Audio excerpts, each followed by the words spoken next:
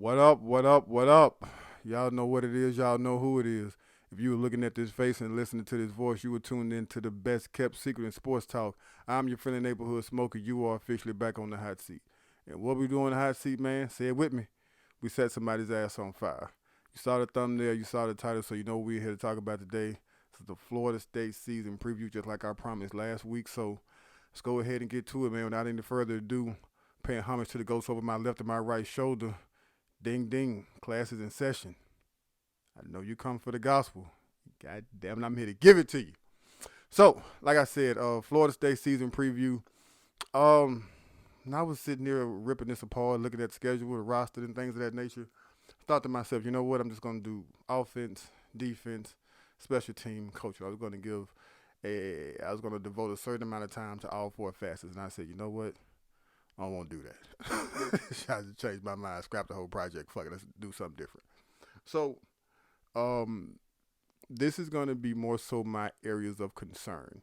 I think the things that I believe Florida State to be strong at, or the areas I believe Florida State to be strong at, I think we all share those same sentiments.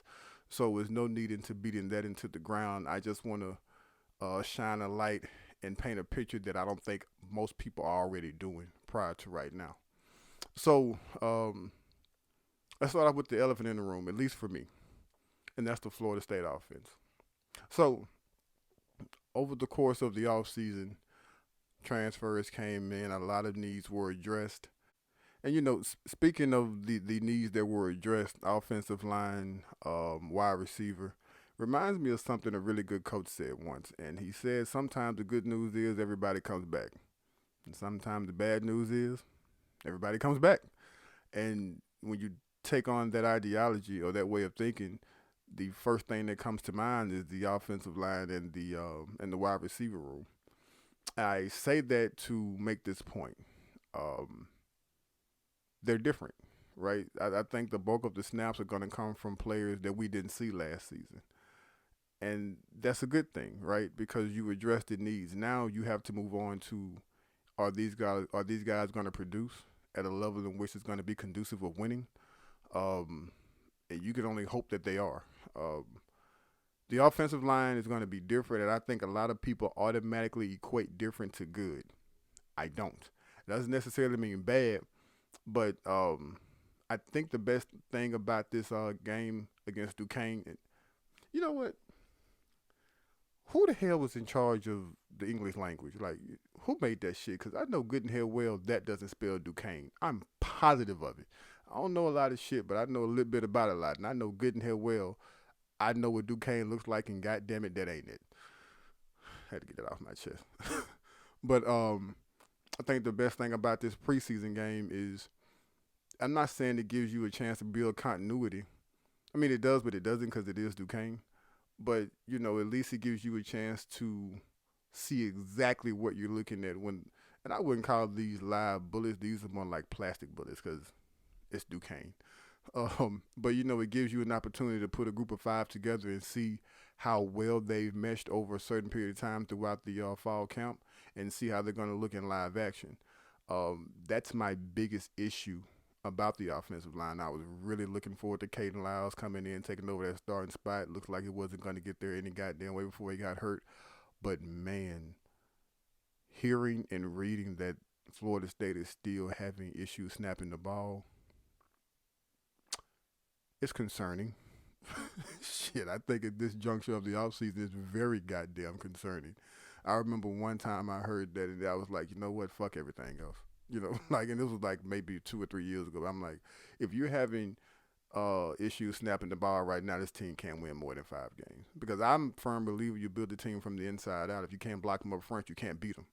And I think it's uber important that Florida State are able to block people up front in order for them to get to where they want to go ultimately, or even us as a fan base as far as our predictions and our expectations. So to look at the different names on the offensive line, you look at the Bless Harris, you look at the kid they got from South Carolina, um, a few other names that are escaping me at the moment. Different can be good. Sometimes different can just be different. So I think it's great that they have an opportunity to jail for a game or so to go along with practice, but their lack of continuity and their lack of unfamiliarity with playing with each other during an in-game setting, it worries me. And I hope it's not something that comes back and bites Florida State in the ass. Um, Looking at the wide receiver room, Caden Lyles to me was just as important as the addition of a Winston Wright, and they both get hurt. Unfortunate for both of those guys. I wish them all well, get well soon. But looking at what you have to work with, you remember I told you all, I think it was last season, I hate when somebody will talk to me or I'll read something or watch a video and they say this player flashed.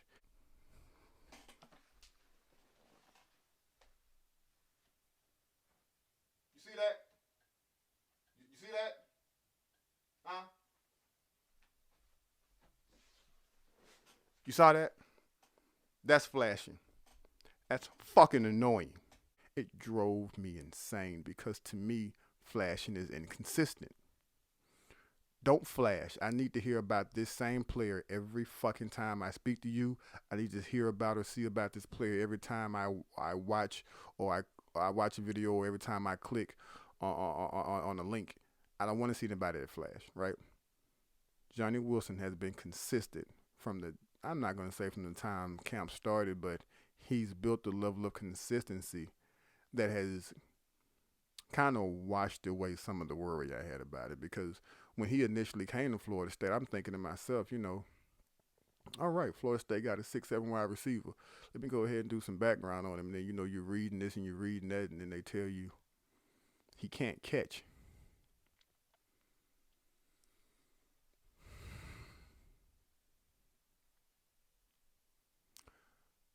You mean to tell me you went out and got a goddamn receiver that can't catch the football? You do understand what wide receivers are taxed to do, right? Like, I'm not gonna buy a car that can't run, right? I'm not gonna put my money on a one-legged man in an ass-kicking contest. The bare minimum of what they ask you to do as a wide receiver is to catch the football, hence the word receiver, right? So when I heard that, I was a bit skeptical. But it seems, and it's not to say that he's completely washed away my worries, but he's been more consistent than I thought he would be, right? You look at Michael Pittman. I think Florida State has been sorely lacking a serious slot receiver, a guy, not even a gadget guy, but a guy who you can move around, but primarily get in the slot, create separation, and get yards after the catch. I think Michael Pittman is that guy, right? And you look Malik McLean. It sounds as if he's starting to come into his own. It sounds as if he's starting to progress. Those are all things to be happy about. When I was taking a look at all of this, you know what I told myself? Travis is running more and more out of opportunities to blame somebody else. When you talk to a certain number of people, the blame is always somebody else's fault. You dig? It's never his fault. And right now, it's almost as if they've given him more talent than he's ever had while he was at Florida State, while he's been a college quarterback, period. And this is a great segue into the topic I want to discuss right now. This is what, Jordan Travis's fourth season, maybe fifth season in college football. And I'm not going to say I dislike the kid, but when somebody tells you that, hey, this quarterback gives us the best opportunity to win, that's not a ringing endorsement about what you truly feel and believe about that quarterback, right? Like, when you talk about quarterbacks who you know are good and they can spin that motherfucker and they can lead you to victory on any given Saturday, you never hear anybody refer to them as he gives us the best opportunity to win. That's game manager shit. And I don't even know if that's what that is. So you have to understand, my level of excitement about Jordan Travis doesn't reach or exceed a lot of other people. I just look at what's in front of me, and what's in front of me is at best an average quarterback. He does give Florida State the best chance to win, but again, whoop the fucking do. Jordan, and I mentioned how long he's been in college to say this. If he hasn't gotten to where we want him to be by the end of last season, then you probably need to curb your expectations about what you want him to be moving forward. If he's already been in college X amount of years and he hasn't gotten considerably better, why do we think just overnight, over one off season, he's going to grow leaps and bounds and be an all conference type quarterback? That's not his game, people. That's not his game. That's not who he is. Look at what's in front of you.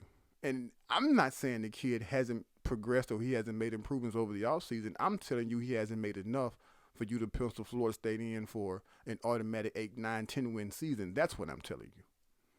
But all of the deficiencies that offense had last year and all of the lack of playmakers that not all, but the lack of playmakers that the team didn't have, it seems like we're getting away from that.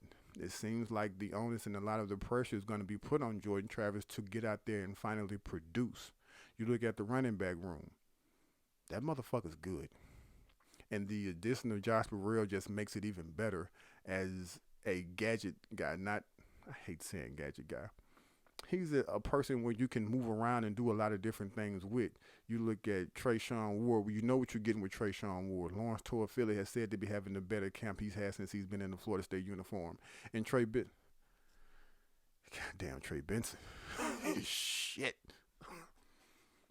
If there's one player I'm excited about, it's that motherfucker. You know, you have the opportunity to finally, it's almost as if everything is coming together at the right time.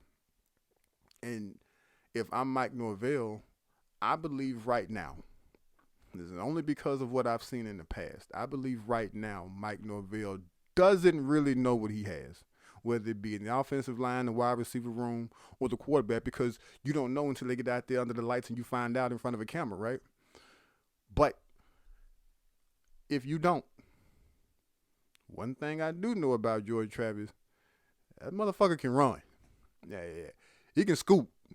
You give him a seam, and the seam is gone. Like, he gets the ball where it needs to be with his legs better than he does his arm. So common sense would tell me you use that to your advantage. If I'm Florida State, and at the start of every game, at the start of the preparation for this opponent this week, I'm going into every Sunday meeting with my coaches, and I'm saying, you know what? We're going to find out just how good that linebacking core is for that team we're playing Saturday. I'm running him. I'm going to teach his ass how to slide, but I'm running Jordan Travis until I can't run Jordan Travis no more. I'm running his ass that way. I'm running him that way, every way but this way. I'm running him until I truly find out how good this offensive line is and what those receivers can do. I'm running Jordan Travis. I'm running that stable of running backs that I have. I'm going to run the goddamn football until I truly know what I can do with this offense. And the reason why that's important is because go back to last season. Think about how long it took for Florida State to realize that they probably should be a running team versus not even just a passing team, but a mix it all together and we can do all these different things kind of team. That wasn't the offense. That you didn't have the personnel for that. You didn't have the playmakers for that. If we're being honest, Florida State took themselves about 4 to 6 games before they realized, you know what? We should probably just stick to running the goddamn football and we take our shots when we have them. I'm telling you, Florida State doesn't have the window of error to do that shit this season. Know what you have and know who you are as soon as you possibly can. But until then, there should be a bridge there. The bridge is using those 4 running backs and their quarterback to the best of their ability. You can't scheme somebody open every play. That's just not feasible. But in the interim, what you can do is what you're good at. Most offensive linemen are good running run blocking than they are pass blocking. So until you find out how good they are at pass blocking, you run the goddamn football. Until you find out that Johnny Wilson can catch the ball consistently, that Malik Klein isn't just a practice warrior, until you find out that Deuce Spann can actually get separation and get behind DBs, you run the damn football. You don't want to put yourself in more instances in which you're behind the chains.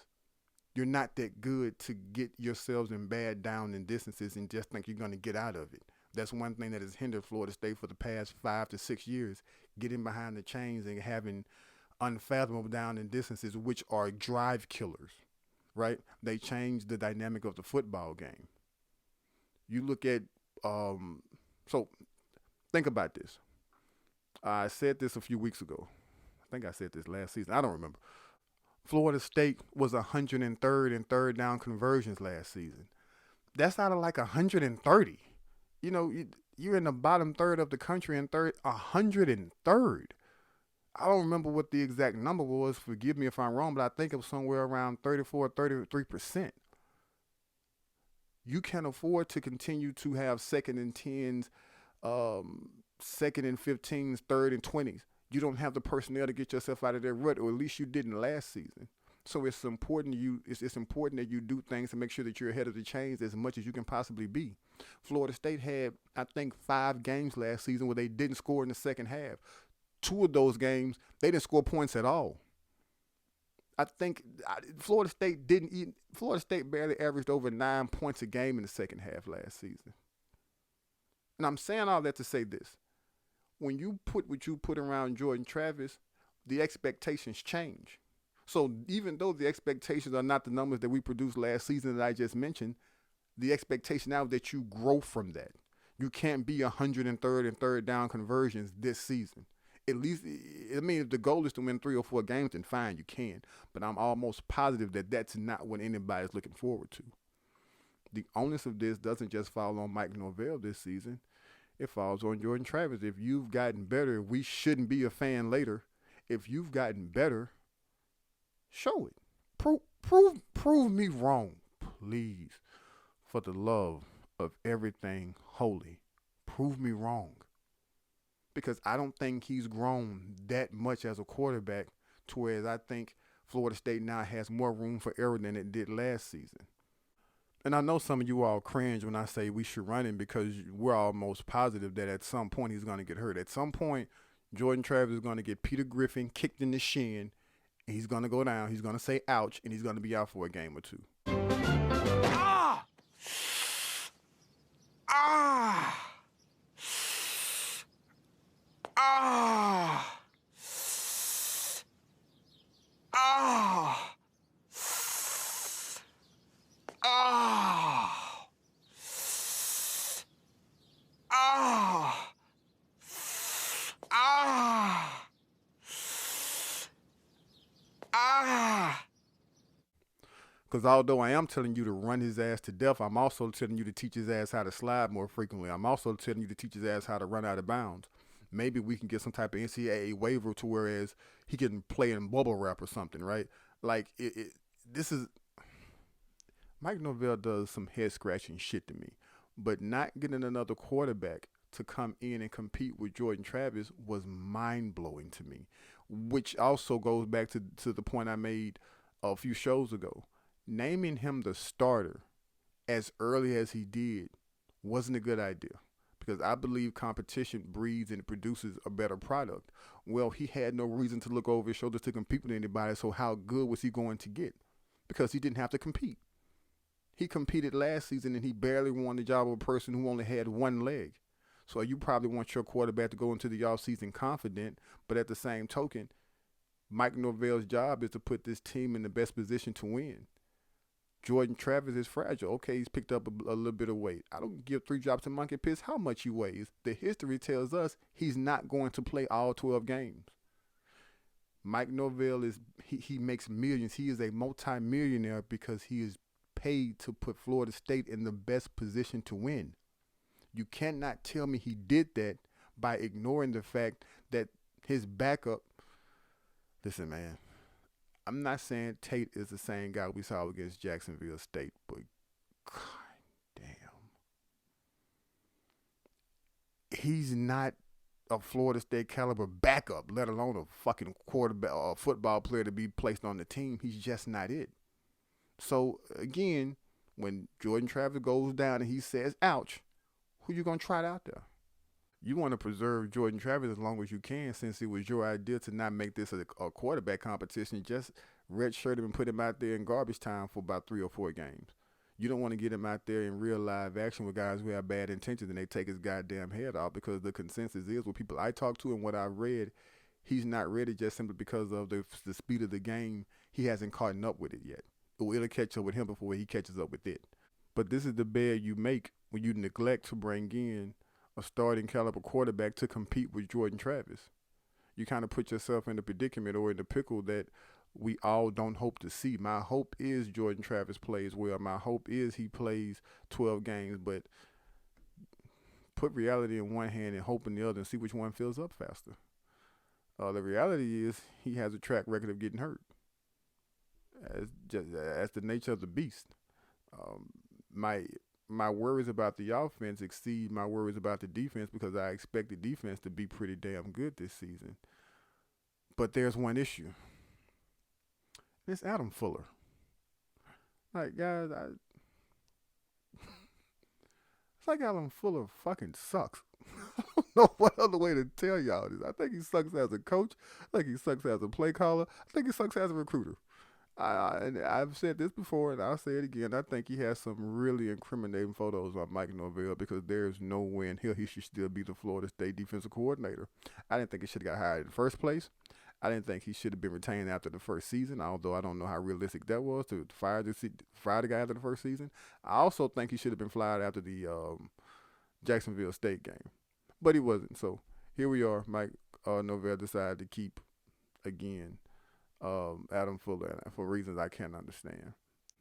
I think this team is going to miss Coach Marr more than you may imagine, and I have no confidence that Adam Fuller is going to bring out the best in this defense. I think you have pieces. I think you have really good pieces to produce the outcome for that defense that we want to produce. It doesn't have to be lights out, but it definitely has to be a defense that, in some cases, in some games, they're going to have to carry Florida State to victory.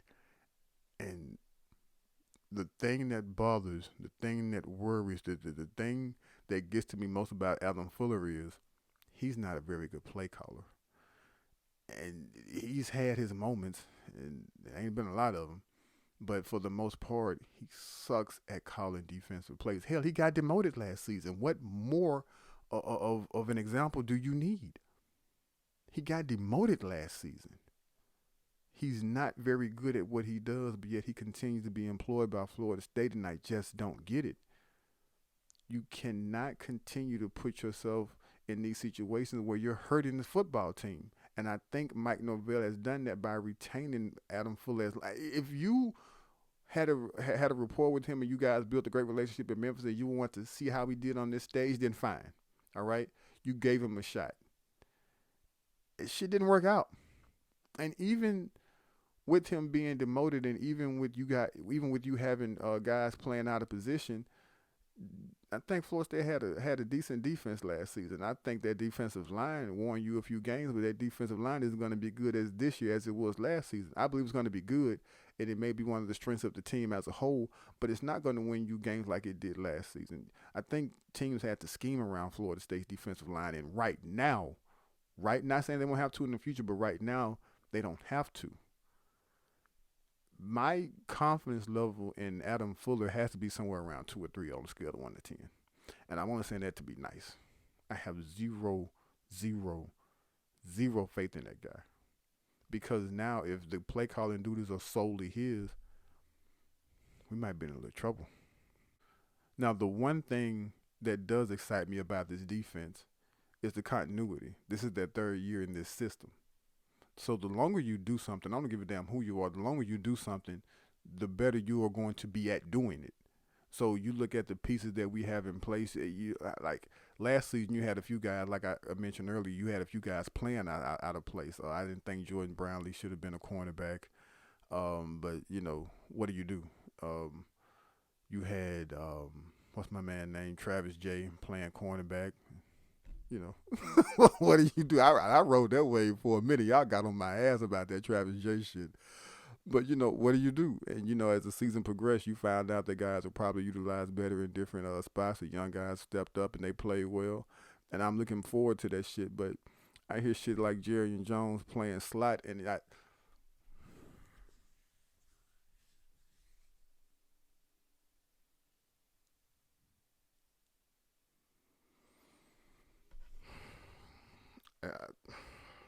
I hear shit like Jerry Jones playing slot, and I think to myself, we haven't learned, right? Oh, he's helped it this season. He's had a great camp, and all right, we haven't learned. It's more of an indictment on Adam Fuller than it is Jerry Jones. He's just going out there playing what he's asked to play, doing what he's asked to do. Listen, Kevin Knowles has given you no reason why he shouldn't be the starting slot corner. No reason. You and I got Greedy Vance for what? If there's some, I should be third on the depth chart in slot corner position above Jerry Jones. I shit you not. You, Adam, don't fuck this up. I've never asked you for anything. All right, don't fuck this up. Um, I think Jerry Jones is a pretty cool cat. Personally, you hear nothing but nice things about the kid. Like I know him personally. What the fuck ever? I'm just trying my best to find something nice to say right now. He shouldn't be playing slot corner. I'd be more comfortable with you putting him back at boundary or putting him in field or some shit. Slot? Shit.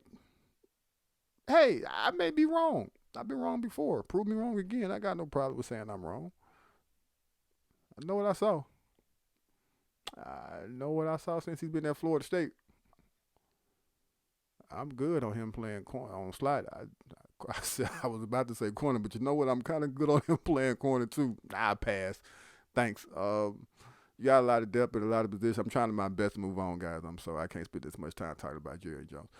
We got a lot of depth in a lot of positions. I think, like I mentioned before, the defensive line, I think there's a lot of depth there. We're going to be pretty good.